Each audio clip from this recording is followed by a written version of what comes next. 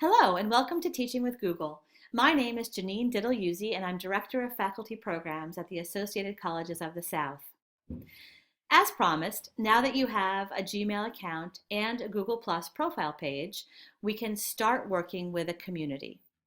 Just to refresh your memory, we got to the communities page from my Google Plus profile. So I'll take you back there just for a moment. And if you recall, we went to my profile, then I hovered over the profile link, and that brought a pull-down menu with the icon to get us to the Communities page.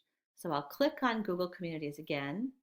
You see communities I moderate, almost all of which are test sites at this point. But we've been looking at the ACS demo course. This is the site I created for us to experiment with and to work with, so we can see all that Google has to offer.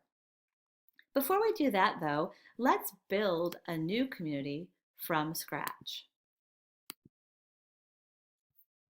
If you go to the Communities page, you'll find a blue link that says Create Community.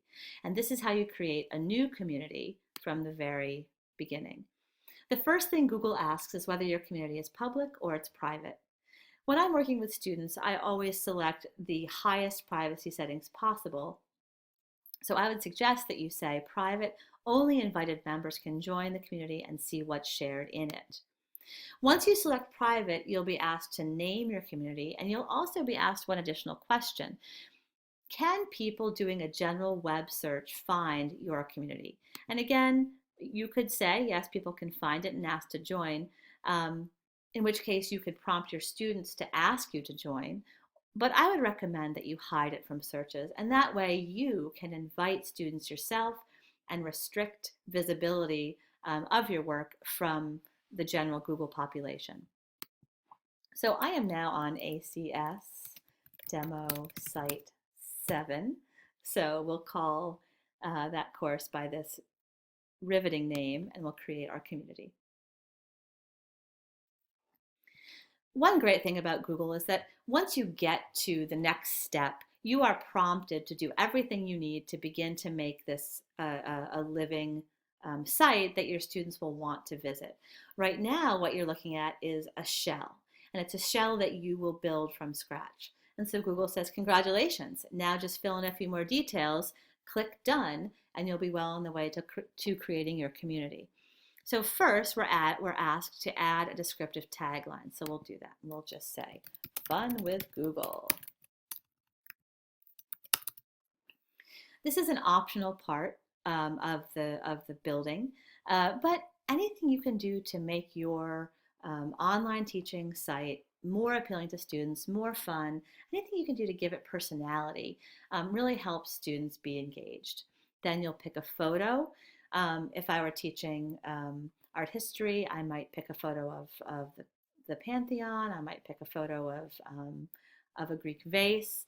But you can pick a photo for your course that somehow says something about the course and gives the site personality. So if I click on Pick a Photo, I will be prompted to drag a photo from my desktop. I can go and search albums I might have online.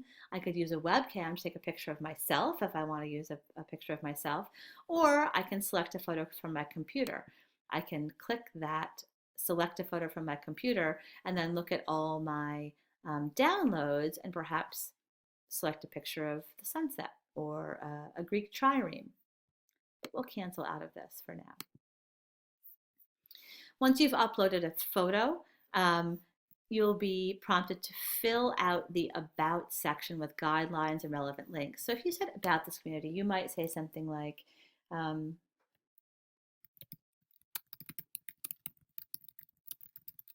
this course addresses the art of the Neolithic period and beyond. And you might go on to describe your course in greater detail.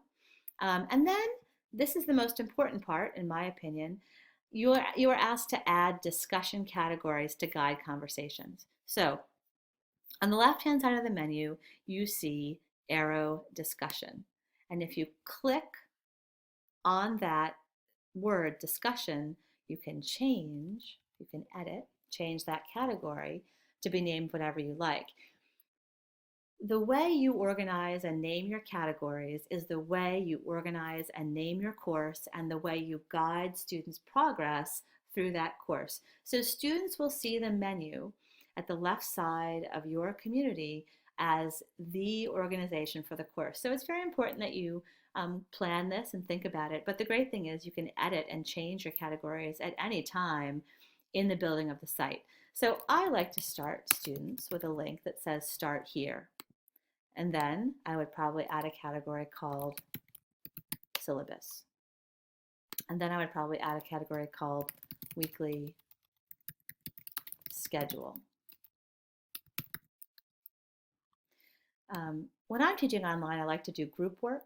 And so very important to the course will be student groups. I usually add a link for my mini lectures, which I post on YouTube. You might have a link for professors' announcements.